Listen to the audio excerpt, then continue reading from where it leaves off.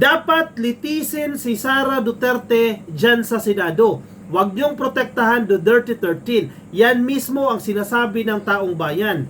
Yan ang sinasabi ng napakaraming research. Dapat siyang papanagutin. Huwag niya siyang patakasin. Litisin ninyo. Maging patas kayo. May prosecutors tayo, may defense si Sara Duterte. Pagharapin ninyo dyan sa Senado. At kayong mga senador, tumayo kayo bilang senator judges. Maging patas kayo.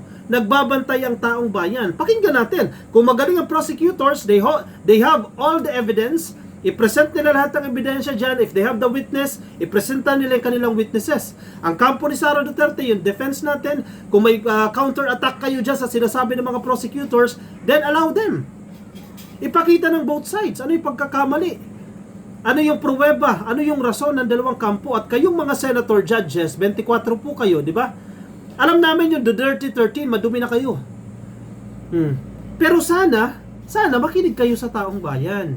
Huwag niyong protektahan si Sara. Hindi kayo lawyers ni Sara Duterte, kayo ay judges. Paulit-ulit natin sinasabi yan. Kayo ay judges. Maging patas po kayo. Ang loyalty niyo dapat sa taong bayan. Hindi sa mga Duterte. Ang loyalty, uulitin ko ha, ang loyalty niyo dapat ay nasa taong bayan. Hindi sa mga Duterte. At dapat never sa mga Duterte. Huwag niyong harangin ang proseso. Hayaan niyo mag-proceed yung trial na yan. Usapin po ito ng transparency and accountability. Kasi kung tutulugan ninyo yung kaso ni Sara Duterte, wala na yan. Wala na pag-asa ang Pilipinas. Magiging president na yan every year. Sa tuwing magkakaroon ng impeachment, ganyan lang ang gagawin dyan. Panagutin nyo si Sara Duterte. Kung wala siyang kasalanan, hindi sabihin niya.